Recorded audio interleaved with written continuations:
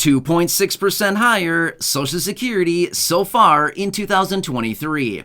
I have all the details and what you need to know right here in the video, so let's get right into it. All right, now in this video, I want to share with you the details of a report that was released talking about Social Security so far in 2023 and being 2.6% higher. Let's get into it and talk about all the details, as this is absolutely ridiculous. Let's get right into it. However, really fast before we do, thanks so much for joining me. If you're new here or if you haven't done so yet, please make sure to subscribe right down below the video. It's totally free to do so, and I'm here for you right by your side each and every day, watching the latest details hitting the wire, doing the research and breaking it down into these short videos so you can stay posted on what's actually going on and how it may impact you, your money, your benefits, your lifestyle, your bank account, and of course anything popping up right now you can possibly grab and or take advantage of. So again, thanks so much for joining me. Please subscribe down below if you haven't done so yet, and let's get into it and talk about the details of this report so far in 2023 in regards to Social Security and this claim of 2.6% higher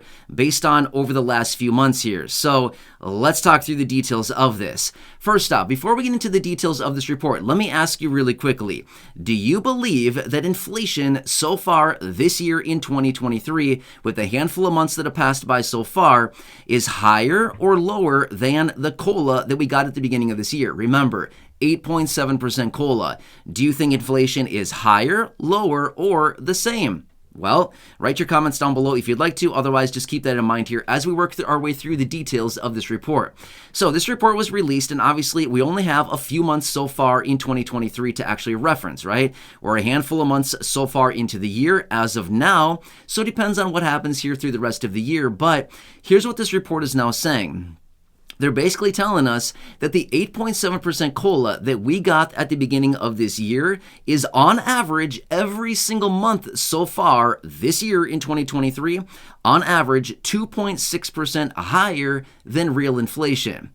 Yeah, you heard that correctly, okay? So what they're claiming is that inflation is sitting at 6.1% and that the COLA that we got at the beginning of the year is 2.6% higher than that, which, by the way, the average beneficiary, that would average out to $44.90 a month is what they're claiming, is that we're getting more on average right now for the average beneficiary because our apparent 8.7% COLA is 2.6% higher than real inflation. Okay, maybe that's true, maybe it's not. If they're actually looking at real numbers and real inflation on real things that real people are buying in the real world, I don't think that's really true. But again, whatever. If that's what they want to say, then fine. But I guess my rebuttal to that would be, what about 2021? What about 2022 when inflation was through the roof and the cost of living adjustments then was 1.3% in 2021, 5.9% in 2022, and we saw inflation last year in 2022 well above 5.9%. In fact, for the vast majority of the year, we were well over 8%, and we even topped out at 9.1% about a year ago in June of 2022. So for them to say this year, we should be grateful that we're getting a cost of living adjustment on average 2.6% higher than real inflation, I say, are you nuts? What about the last 2 years when inflation was, double what the actual cost of living adjustment was? Or look back to 2021 when inflation was, at that time, it was still working its way up. It was still going up the mountain. It had not hit the peak yet. But inflation was in 2021 was sitting like 4.5%, 5%, and the COLA that year was a little teeny tiny 1.3%. So I don't know. I guess this report here, I guess it kind of rubbed me the wrong way when I read through the details of this, and I thought, you've got to be kidding me right now that they're saying, oh, you're getting so much more. Okay, maybe we're getting a little bit more than what they're claiming as inflation, but have you looked at food prices lately? Yeah, food prices are still up about 10 to 10.5% on a year-over-year basis from what they were just a year ago, okay? Food prices are still going up. How about shelter, rents, things like this, utility prices? Have you looked at utility bills lately? Utilities, depending on what you're looking at, electricity is up over 11%. Natural gas and heating oil, 27% on a year-over-year basis.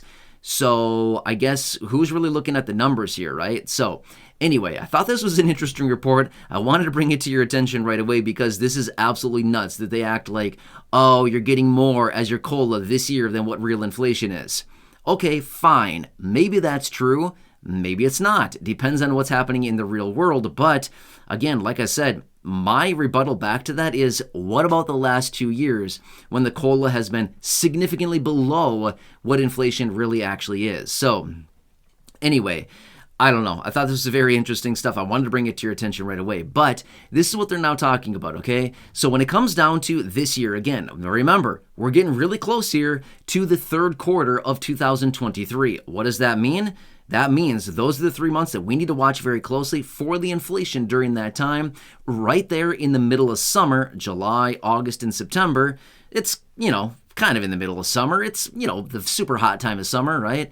Kind of right there, July, August for sure anyway, June included. But obviously June is not included in these numbers. But these 3 months are the ones that are going to be the indicator as far as how much the COLA will be for next year, 2024, based on inflation this year, okay? It's going to be pretty important to watch this, okay? So we'll have to continue watching here what happens, but according to the monthly inflation reports that we continue to get, represented by the CPI, Consumer Price Index, it's released once per month, and again, I always bring you the information as the report is released, and I break down all the details for you and show you what's going on with real prices based on the details of that report as I dig into and look into all the details of it. But when we get those numbers on a monthly basis, yes, fine, the headline numbers are coming down a little bit, but if we continue to dig into the report and look at it, we can still see food prices are still very strong, shelter prices still very strong, healthcare costs very strong. Well, what do we know based on other videos and other statistics that I've shared with you here on the channel, which is, where do most fixed income beneficiaries spend the majority of their money? Well, there you go. A huge percentage is spent on rents and shelter. Another huge percent, about 30%, is spent on food.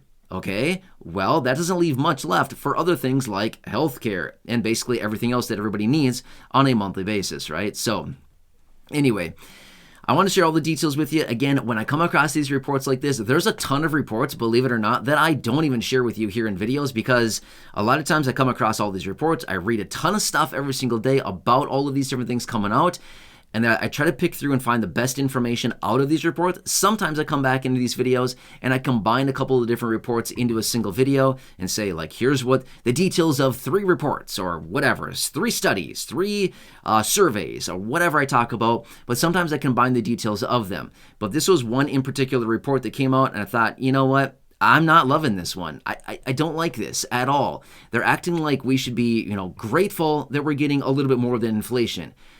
Are you kidding me? Then I guess, what are they saying we should feel like for the last 2 years when they stiffed us for 2 years straight when we were trying to get more money and, the COLA was small and inflation was high? What are they doing for us then? What did they do for us then?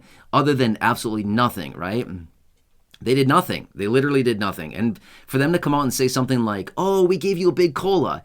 No, they didn't. They didn't do jack. They ran a calculator. They ran a formula. And the formula told them what to do. They didn't do anything. They did nothing. Nothing. Okay? So anyway, I think we can all probably agree. The last couple years, they totally stiffed us, right? When it comes down to anything for fixed income beneficiaries, when it comes down to, real inflation, what was actually going on with higher prices on everything, as we're all sitting here begging, saying, please do something for us. We need something. The fixed income, the low income, about 70 million people that are receiving benefits from the Social Security Administration and those monthly checks. And meanwhile, like last year, inflation keep going up. 0.5%, a percentage point every single month over month, as it's working its way up to the highs that we saw in June. And we're sitting here saying, come on, do something. Somebody help us out. And they're just sitting there on their thumbs doing absolutely nothing, right? So that's what we're talking about. Anyway, if you can tell, yeah, I'm kind of frustrated by this whole thing because we've sat here asking for them for so long to do something and they've done nothing. Anyway, I'm here for you in any way that I can be. But again, this is another report here, another one that I wanted to bring to your attention so you can see what's actually going on out there and the reports that they're bringing to us. But anyway, I'll continue watching all this very closely. We're in an interesting time right now. We're on the cusp of getting very close to these 3 months that'll tell us what the raise will be for next year. And that's going to open up a whole nother can of worms as far as, oh, great, what's the increase to the Medicare Part B premium going to be? How is this going to impact benefits going forward? And all the details like that. So anyway, I'll keep you posted. Please make sure to subscribe down below if you haven't done so yet. Go back and check out any of the other thousands of videos here on the channel. There's a lot of great stuff out there. Things are changing very rapidly right now. And again, why I'm watching all the headlines very closely every single day, especially with this whole Social Security insolvency issue. Again, we know that Congress is getting, kind of weird right now. They're coming out with all these different proposals and ideas and packages and all kinds of things that they want to do there. Again, I'll keep you posted. There's a lot of weird things going on, and we do know for a fact Social Security will be changing. How? Well, that's still up in the air, even though I've given you predictions in other videos as far as what I anticipate Social Security is going to be doing when they change. But you never know. You literally never know until they actually work their way through it. So either way, I'll keep you posted. Please make sure to subscribe down below if you haven't done so. Share the video with your friends, family, social media, and go back and check out some of the other thousands of videos here on the channel. Until next time, enjoy your day and catch you again later in the next